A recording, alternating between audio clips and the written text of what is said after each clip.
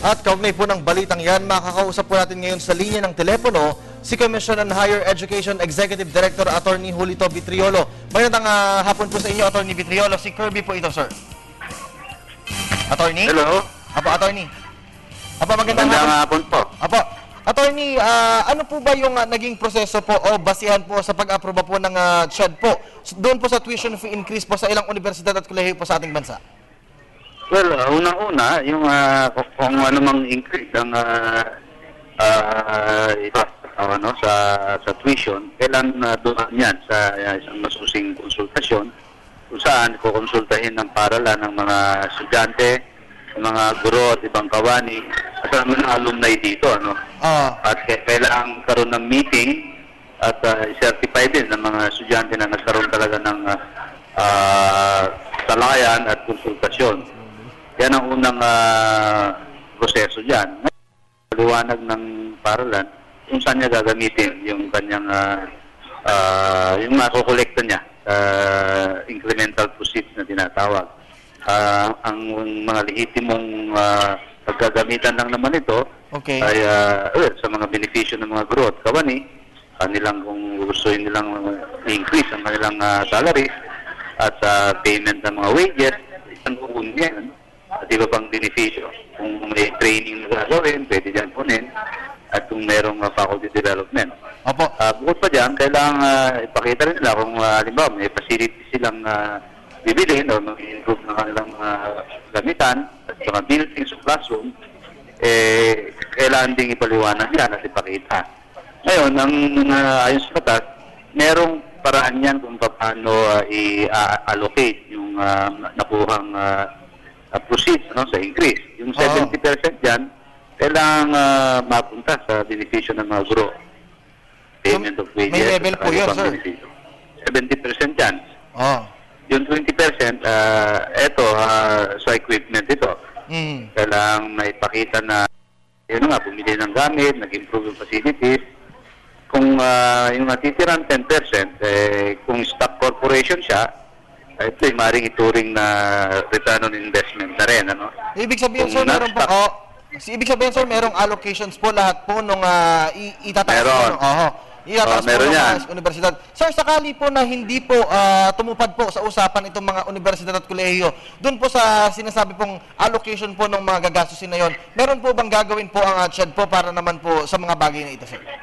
Pero unang-una, kung sa umpisa pa lang, sa application pa lang nila, makikita na mayroong violation na at hindi matutupad yung ganitong location, base sa batas, i-disapprove na to. Hindi na to bahayaan. Kung makikita rin na yung hindi lehitimo, yung disapprove. So, kailangan lahat yan, liwanag. At yung mga dokumentong batayan, ang lahat na ito, na isusubitin ng paral na. Totoo. Kasi kung sinungaling sila rito, maaari silang kasuhan ng kriminal o di kaya civil din. Dito sila madadali. Kaya kung titignan natin, hindi rin madaling basta-basta dahil sa ating datos, 451 ang nag-apply. Kung taon na to, 354 lang napayagan. 354. At kung titignan mo sa kabuuang bilang ng mga paralan sa buong Pilipinas, more than 2,200 yan, 354 lang ang nahayahan. So, maliit na rin portion yan. Wala pang 15% yan. Pero sir, sa ngayon marami ang nag-aalala. Pero paano po ba daw ang gagawin pong monitoring po ng Commission on Higher Education para po doon sa hindi po pag-abuso o paglalabis po ng ibang mga eskwelahan po sa pagkataas po ng kanilang tuition fee? Ang aming regional office, laging binabantayan yan. Ni-interview ang mga faculty at mga estudyante kung yung bang pinangako ng paralan na pag-allocate ng pondo at yung dahilan kung bakit sila nag-increase, natupad. So, all year round na monitoring yan at para makita namin kung talaga bang tumutupad sila. Otherwise, baka ma-roll back yung kanilang hiningi increase at ma-penalize sila ayon sa batas. Okay, sir. Maiba naman ako, sir. Kung kaugnay naman, sir, student financial assistance po ng Commission on Higher Education, sir. Ano po ba yung pondo na nakalaan po dito para lang po sa kapatiran po ng ating pong mga tagapanood? Doon sa regular student financial assistance programs natin, may tatlong klase yan. Meron yung scholarships, Okay. merong student grants in aid, at saka yung study now, pay later.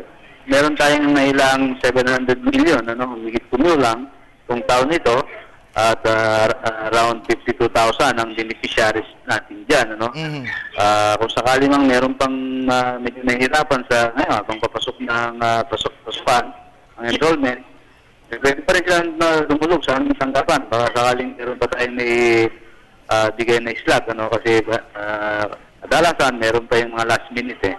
So meron din tayong yung study student grant in aid program for poverty alleviation, Pero sir, pero sir, paano ba makakapag-apply po yung ating pong mga estudyante dito po sa sinasabi po nating student financial assistance po ng SHED?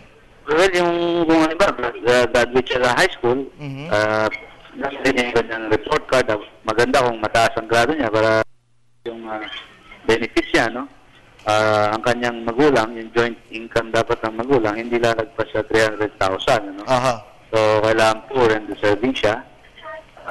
May mga ilang requirements pa, pero simple na lang yan, pagkuha ng certification na good moral character, ganyan, and then ilang pa mga documentary requirements, para sa pag-aaral. So, sa regional office namin yan. Pupunta lang po sa mga opisina po ng SHED, para po dito. So, bilang panghuli po, sir, sa ngayon po, ano pa po ba ang mga programa pong inilalaan po ng SHED po o ng ating pong pamahalaan po para makatulong po sa mga kabataan nating nais pong makapag-aral ng kolehiyo? Aside sa mga student financial assistance programs namin, nandiyan rin yan. Yung mga programa nasa level na ng institution. Halimbawa sa SUC, yung mga suporta sa mga estudyante, yung kasi required sila magbigay ng scholarship, and kung ano-ano pang mga, meron din sa level ng CHED, meron din mga programa dyan yung scholarship sa priority programs, meron din. Lahat covered na yan ng ating student financial assistance programs.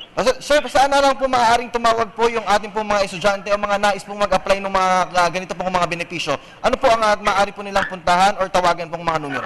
Siguro sa ngayon, ang tatandaan ko sa aming tanggapan, yung sa 441-1216, i-refer na lang sila sa aming Office of Student Services para sa financial assistance programs. Okay? So, ulitin ko lang sir yung number, 441-1216. Diyan lang po, hanapin lang po sa Student Services po ng SHED. Maraming salamat po muli sa araw po at oras po na ibigay sa amin si SHED Executive Director Julito Vitriolo.